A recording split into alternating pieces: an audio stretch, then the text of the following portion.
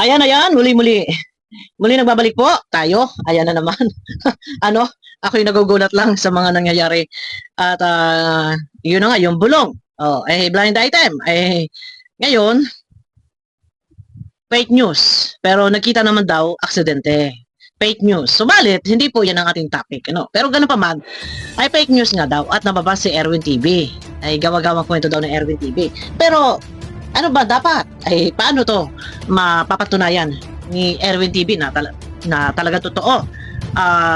Meron daw siyang resibo. Ayos sa mga, parang napanood ko kay Ma'am Lorne, puto-puto yung aking internet kanina guys, hindi ko tinapos. Mamaya, piplay ko ulit. Sabi ni Ma'am Lorne, hindi raw para si Erwin gumawa ng fake news. Ayun, mamaya, aking itutuloy panoorin yung kay Ma'am Lorne. Dahil ang lakas ng ulan, putol-putol yung internet kanina. So, hindi ho yan ang ating topic. Ang topic natin dito kay Kuya Bal. May babala si Kuya Bal para kay Kalingap Edo. Ito man ay joke. Ano pa man yan. Pero ito na, pakinggan muna natin. Ano po? Pero bago yan, sabi ko nga kanina, paano mapapatunayan ni Erwin na yung kanyang sinasabi ay totoo? Isang halimbawa man po na maglabas siya ng sapat na resibo. Paano niya ho ito malalabas? Kung yung kanyang video na sinasabing may video ay kumuha siya ng video na walang pahintulot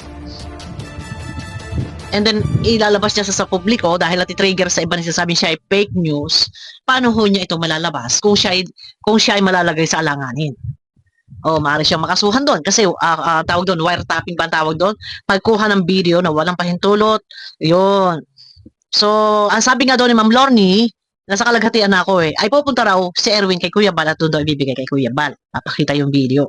So, ganun pa man, eto ho, tuloy-tuloy na tayo. Abangan ho natin yan kung anong kahinap na. Nakusapin nga, andito tayo kay Kuya Bal.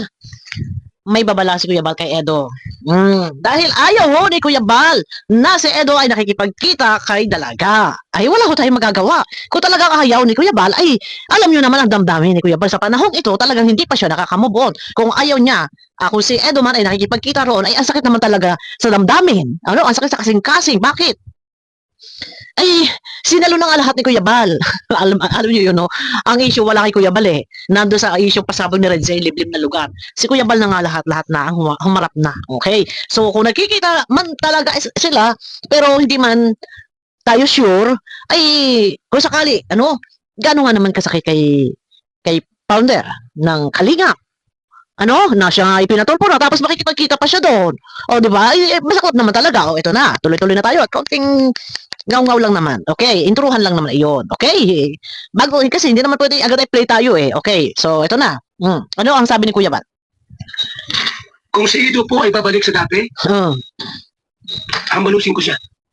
Kung si Edo ay babalik sa dati, hambalusin. So ito ay mga reverse psychology. Hindi naman talaga hahambalusin, napupukpukin na hampasin. So reverse psychology. So kung malawak ang inyong pangunawa, sa salita ni Kuya Bal, hambalusin. Pero sabi ko nga, reverse psychology. So, ang maaaring gawin ni Kuya Bal, sa madaling salita, ay paalisin niya. Yun. Mga ganun tipo. Hindi naman talagang hahambalusin, papaluin. So, ibig sabihin, kapag ginawa yun, hahambalusin, paaalisin niya. Okay? Kaya ako itong dos portos. Pag bumalik sa dati po, May dos portos. bumalik sa dati, Wala man dos portos. matapos siyang balahurain. Yun. Pag yan ay bumalik sa dating matapos siyang balahurain, ay kahirap naman ng sitwasyong ito na ikaw na nga yung isinigaw na yung pamangkin po niyan ni Kuya Bal ay manyak daw. Tapos, makikipagkita nga naman. Sa part naman ni Kuya Bal, talagang hindi ho maganda. Kahit naman kanino, talaga mahirap mong tanggapin. Kaya nga kung magkakasundo, alang-alang sa parang wala na ang mga ka-issuehan, mag-focus sa charity works, ay paano nga kung magkakasundo? Ganun na lang ba? Okay, sige, move on. Pero, yung sa araw-araw, babagabagin ka ng isip mo, gugulin ka ng isip mo, pambihira, move on tayo, nagpatawad tayo. Magpapatawad, yan ho ay hindi ura-urada. Okay, sige, okay, pinapatawad. Wala na yung galit. Sabihin mong, madali mo kasi bigkasin yung salitang, okay, pinapatawad na kita. But deep inside, anong laman? Bukol ba sa damdamin mo? Okay, sige, pinapatawad na kita. Pero, ano ba laman ng puso mo? Puot, galit, inis. Bakit ganun? Bakit maraming katanungan? Bakit ganun? Tapos, kaya intindihin po natin. No, okay, tuloy. at ipahiya.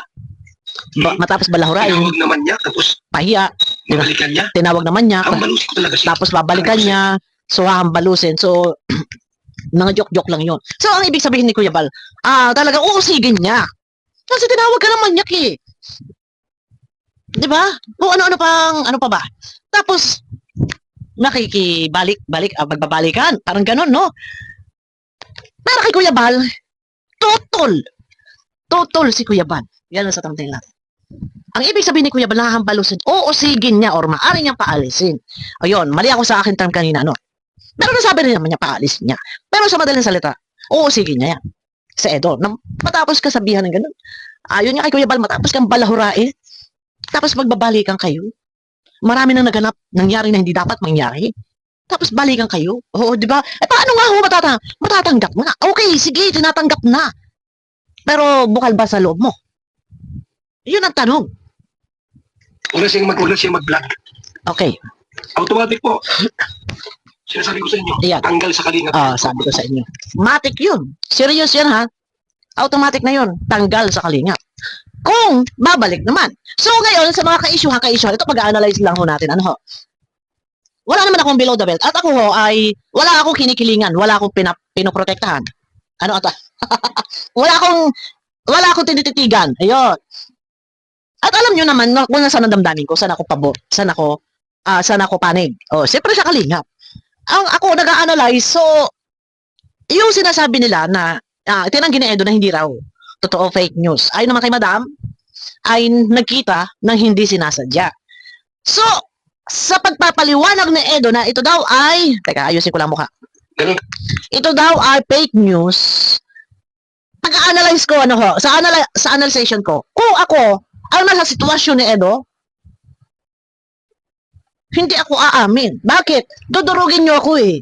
At, sige na ako ni Kuya Bal eh. Kung sa part ko yan ha, hindi ako aamin. Kahit pitpitin niyo ako, hindi ako aamin. Kasi, dudurugin niyo ako, ibabas niyo ako ng ibabas. At, malalagot siya kay Kuya Bal. Malalagot ako kay Kuya Bal. Kung sa part ko to, sa akin lang to ha, hindi ako aamin.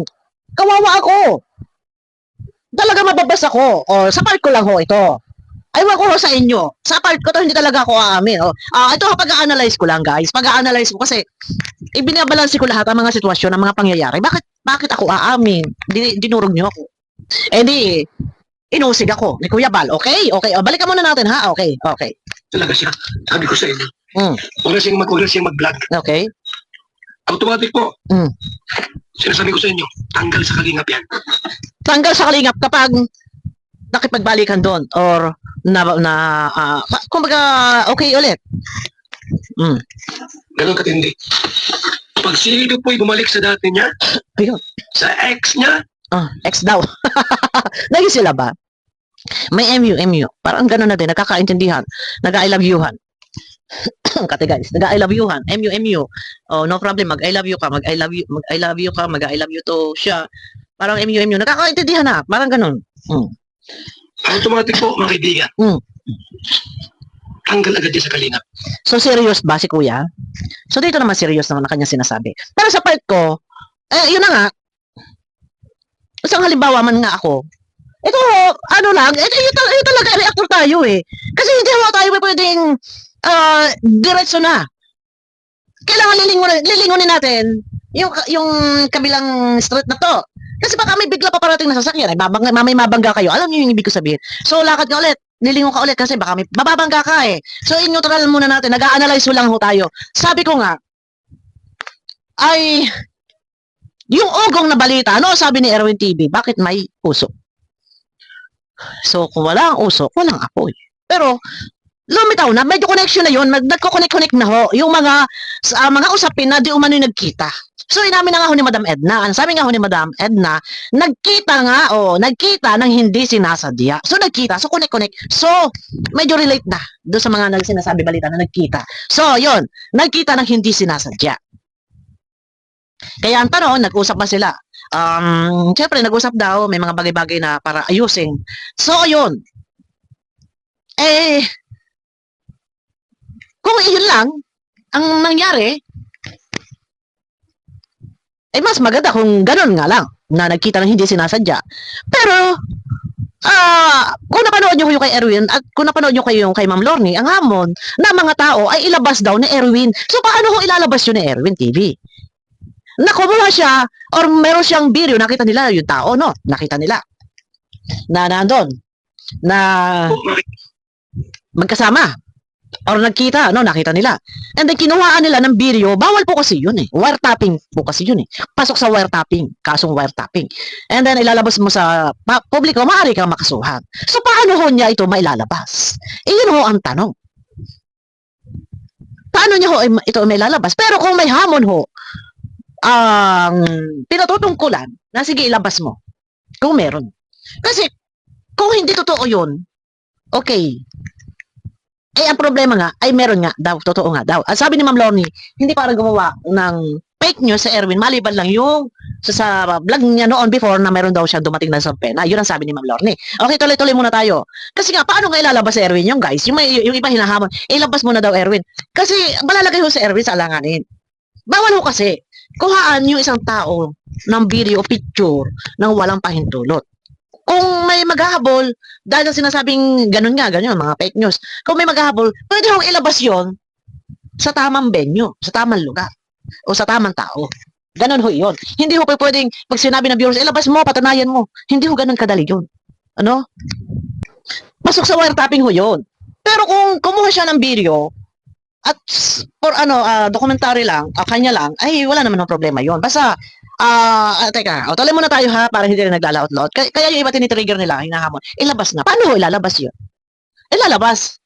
Okay, doon sa tamang tao, sa tamang lugar. Kung may maghahabol, magsasampa ng kaso, bigay mo sa abogado. Hindi ako fake news, totoo. Pero wala siyang name drop doon na babae. Para may nadulas si Erwin TV sa kanyang vlog, no? Okay. Napanood nyo naman na siguro. Nadulas siya, may nabagi siya pangalan Edo. Okay, tuloy. Igligan. Tanggal agad yun sa kalingap. Tanggal daw agad sa Edo pag nabalitaan na laman. Ulit, kasama yan sa pagtanggal sa kalingap. Patay. Sigurado yan. Ayan.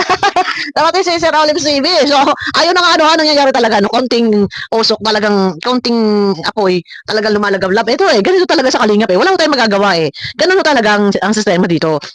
Kaya magiging maingat ang sino man, no? Kasi konting gusot, lumalaot. Ayan na, ganun talaga. Wala tayong magagawa eh. Pinasok natin ang mundo ng social media, so magiging maingat ho tayo. Ano po, tuloy. Pati Kasi pinilakura ka na nga. Pinahiya ka na. Tapos? Pinatulpo na tayo. Tapos, basta ganun lang. Yun nga eh. Sabi ko sa inyo. Total, ang founder ng Kalingap. Kapag gano'n na sistema, babalik doon, in good terms sila, happy, ang tawag dito, yun na nga, na nakikita-kita, ganun-ganun na lang. Pero, ayun, may isa akong gustong sabihin dito, na kung sakali man nangyayari yun, na nakikipagkita, hindi para magbalikan. Meron akong gusto i-topic about dyan. Kaya lang hindi ko ma-topic ito, kasi medyo ibang usapin to eh.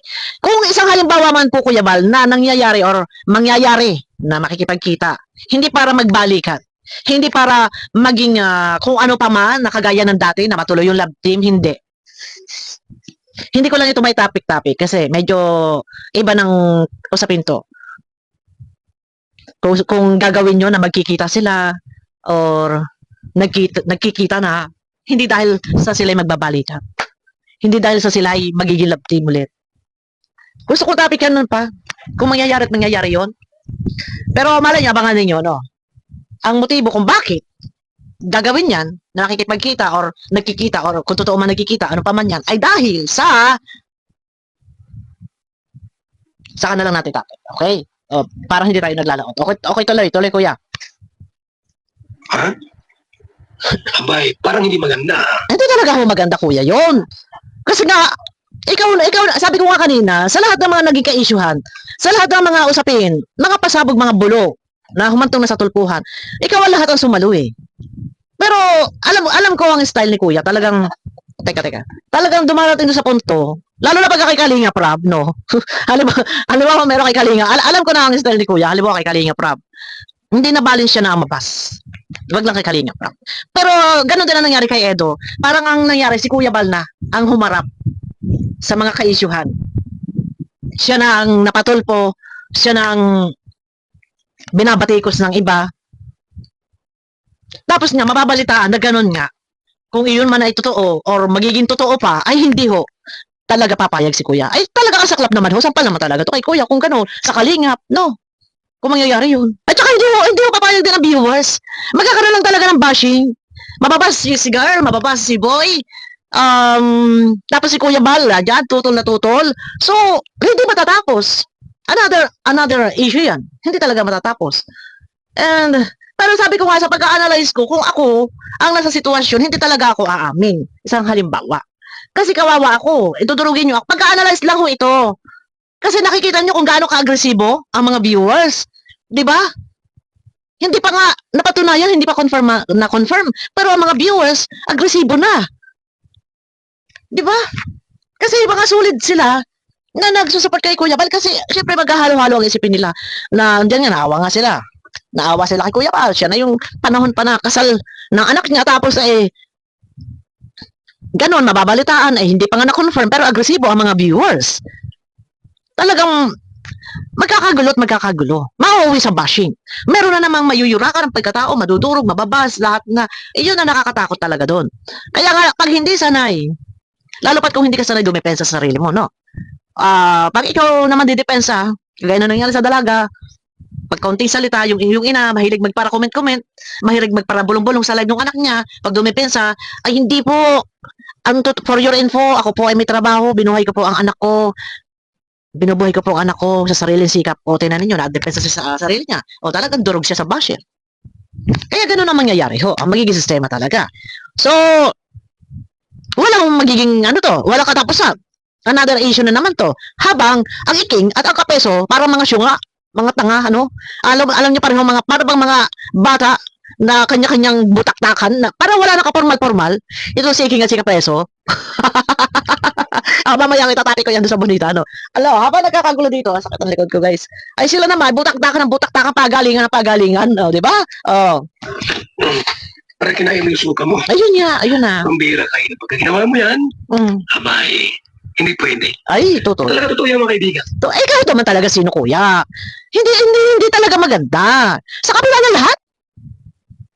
Pero sabi ko nga may gusto, ito na. Ay, naku, Diyos ko, sabi ko nga may gusto nga akong itapik.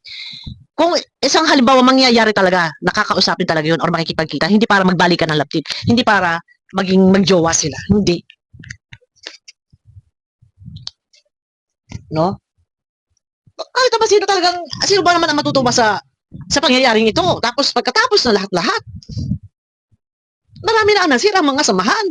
Tapos ngayon, mamalay balikan. Nag-uusap pala kung hindi nga ang tawag ito ay hindi nga daw totoo yun. Pero kung sakaling mangyayari nga, tutol na tutol. Ay, ang mga viewers ay sabi ko nga agresibo na. 'Di ba? Pag si Ido po'y bumalik sa dati niya, Pauli-uli kuya. umibig muli, bumalik, Umibig na ba? halimbawa, Ay nako, Diyos ko buhay. nagmakaawa. Yun. Halimbawa lang. Walang masama sa halimbawa. Ay. Nagmakaawa si Ido. O itong babaeng ito. Na napahiyasan niya. Tapos? Umiyak, maging sorry. Tapos? Patawarin niya. Okay! Patawarin! Okay, pinapatawarin. Tao lang tayo. Sige, patawarin. Pero? Patawarin niya, pero yung sabihin natin, ay, nawala. Patawarin! Pero yung sasabihin na, kuya? Sige. Okay na. Ay, talagang tutol. Pinapatawad, pero wala ng pero. Pag pinatawad, wala na komunikasyon. Wala na komunikasyon, ito, pero, ano sabi ni kuya? Pero yung... babalik. Babalik. Tatanggapin niya. Ay, wag na. Pati si Ido. Huwag na siya mag-vlog. Ayun lamang. Number 1 talaga, tutol na tutol si Kuya Bal. Wala tayong magagawa, guys. Kasi hindi ganun lang, basta-basta. Alam niya yung buong mundo. Okay lang yung yung ni content, ni topic, pero yung, ang saklap kasi, pinatulpo eh. Alam niyo, maintindihan natin to. Kasi sila ang kalingap, ang naging daan, naging instrumento para nabago yung buhay niya. Kaya, ito mukhang hindi mauulian. Kasi nabago yung buhay mo eh. Simula sa wala as in empty. Tapos, napatulpo mo. Ako itaka din talaga, guys. Alam nyo, hindi ko sukat akalain na gano'n na talagang yung naging instrumento, naging daan para mabago yung buhay mo. Bakit hindi pinag-isipan maraming beses na marapat pa bang ipatulpo? Kasi doon na lang muna tayo eh. Yung sila ay may nagawang kabutihan. At dapat napag-isipan muna na hindi kaya ako mabas kung ipapatulpo ko yung tao naging instrumento, naging daan para mabago yung buhay namin. Hindi kaya ako mabas kasi may nagawa naman silang kabutihan sa akin. Katunayan, katatapos lang ipagawa yung bahay namin, yung bubong namin, hindi kaya ako mabas. Napag-isipan ng maraming beses. Tsaka ang Kalingap community napakalaki. At saka ang Kalingap ay kilala sa lahat ng community. Ito nga yung ano eh, sorry po ha, sa ibang community. Ito yung Kalingap, ang pinakamalaking community sa Kalingap sa lahat ng community ng charity workers. Oh, di ba? Pero, yung sabi ko nga, maraming beses dapat na pinag-isipan na hindi kaya ako mabas. May nagawang mabuti sa akin to. Katunayan, katatapos nga lang paggawa yung bubong tsaka yung kwarto. Tapos, ipapatulpo ko. Yun din, parang, dapat yun na naisip. Pero bakit nga? Kaya hanggang sa ngayon, ang laking palaisipan pa rin talaga eh. Meron bang tao na sa likod? At sukdo lang talaga. Alam niyo yun? Na, hindi, parang hanggang ngayon, kaya ba guys, nakamabun ba? Parang pag naiisip-isip niyo yun, yung sila, kung di dahil sa kanila, sa Kalingap, iyon naman talaga yung realidad eh, ng buhay eh. No? Kung hindi dahil sa kanila, hindi mababago yung buhay nila. Iyon yung totoo eh. Kung hindi dahil sa Kalingap na nai-air, na i-vlog ni Kalingap Prab, hindi siya makikita ng sponsor, hindi siya magkakaroon ng mga kung anong meron sa ngayon. Yun yung totoo. Hindi ho sa, ito ay naitatopic lang natin. At nababanggit kasi yun talaga yung totoo. Pero, pati yung ginawa daw na Marimar, nag-benefits ho kayo. Yung sinigaw daw kay Rapi Tulfo, na ginawa mo Marimar, yes! Yung kinita pinambili ng motor na single. 'Di ba? Ginawa Marimar ginamit, pero kinita pinambili ng motor na single doon sa dalaga. Bakit pati yun? Ay nag-benefits kayo doon. Yung kinita doon, kulang pa nga yun. Magkano lang ang kikitain doon? Baka nga hindi pa maka 15,000, pero baka wala pa nga 10,000 yun. Depende pa yun. Kung ilang ads pa ang bibigay ni YouTube doon. Kung ilang ads yung ipapakita ni YouTube sa viewers. Ano? Kaya ako nagtataka na bakit nagkaganon. Na hindi na pag-isipang mabuti. Kasi kung meron ka ngayon, ang lahat, yun yung totoo, ang lahat ay kundi dahil sa Kalingap. Hindi po nanunumbat ang Kalingap. At mas lalong hindi po sila humihingi ng utang na loob. Ito ho ay napapag-usapan lang. Based po doon sa ipinatulpo. Bakit nga ipinatulpo pa? Hindi ho tayo talaga makakamove on. Sa totoo lang. Paano makakamove on? Paano makakamove on? Unang-una, humingi na nga ng pasensya si Kuya. Siya pa yung humingi ng pasensya, Ayan, naglaot na to yung, napunta tuloy yung topic natin doon sa tulpuhan, nagkalaot-laot tayo. Pero sige, ituloy na natin, nandito na eh. Katunayan, si Kuya Balngaho ang humingi ng pasensya. Tayo ho ba may narinig na humingi sila ng sorry? Yung sincere ba? Nanggagaling talaga sa yung with feelings ba? Parang wala eh. Wala eh. Pinipilit na magkaayos, pinatawag na sa barangay para magkausap. Wala eh. So paano magkakaroon ng closure? Paano matatapos? 'Di ba? Kaya kung si Kuya ay tutol na nagkakaroon ng ugnayan muli, komunikasyon na okay sila, tutol na tutol. Masakit insulto sa kanya 'yun. Hindi niya matatanggap 'yun sa kabila ng lahat. Bakit mo magagawang makipag-usap kung sakali if ever lang na mangyari 'yun na magkakaroon sila ng magandang komunikasyon muli. Babalik sa dati ang kanilang friends lang, mga ganon. Hindi niya matatanggap. Parang nakikita ko, kailangan kalimutan na sila, yung pamilya. Kasi sa ginawa ay talagang parang walang katapusang katanungan na bakit mo ginawa. Parang ang nasa isip-isip ni Kuya dito na bakit mo ginawa sa akin na ipatulpo mo ako ay ako ang nagbago ng buhay mo. Parang ganun eh. Kundi dahil, alam niyo yung mga salita yun. Hindi sila na ako ho ang nagsasalita ng kundi dahil sa Kalingap. Hindi ho nanghihingi kailanman ng utang na loob ang Kalingap. Yung mga salita utang na loob nanggagaling ho sa amin yan.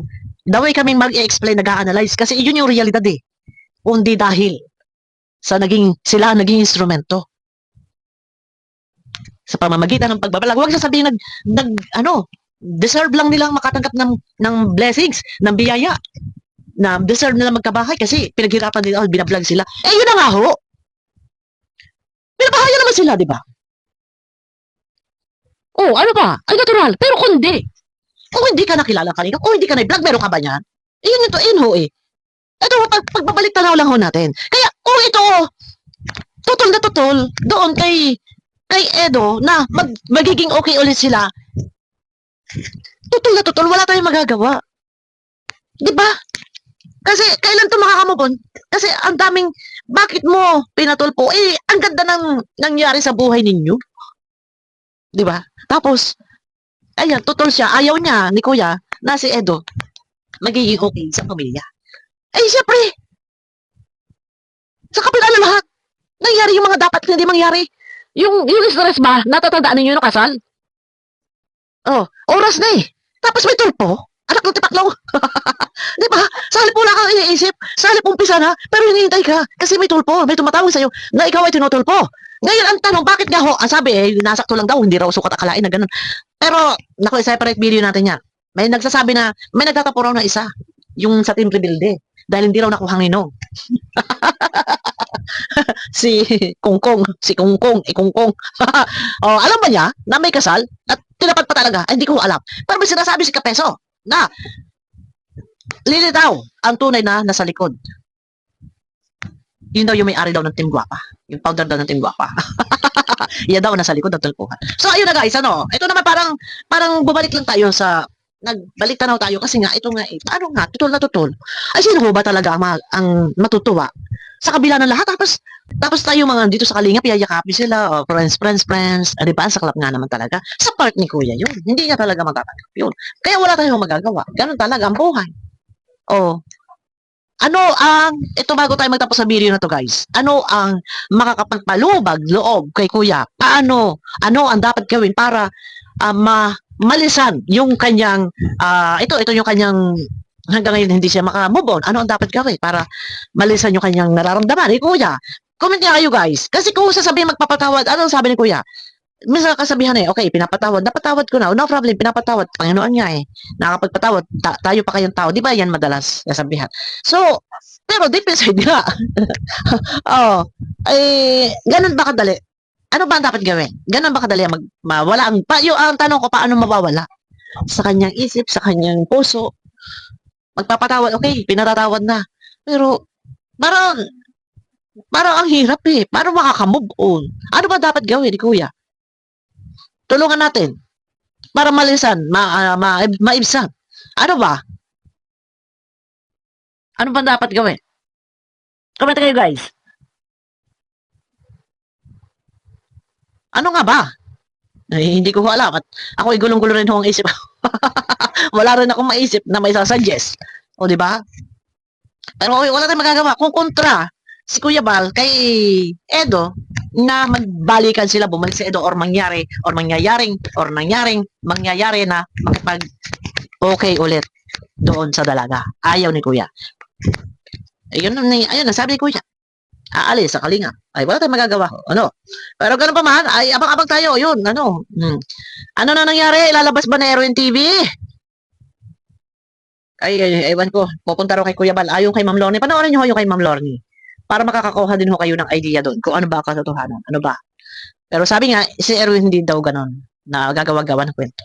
Okay, sige, try ho natin na panoorin. Baka bukas na natin reactionan yun. Abangan nyo ko guys sa akin next video. Yan, mega love shout out po sa inyo lahat. Pakiclick naman po ng thumbs up ng Sagrado na Iswak sa palasa po ng YouTube. Maraming salamat po sa pagsama sa aking premiere. Hindi ko na kayo maisa-isa at napakarami nyo ho, pero maraming salamat po sa inyo. Andiyan lang ho ako sa comment section, nakatutok. Nagbabasa, hindi lang ako makakomment. Okay? Okay, bye-bye po.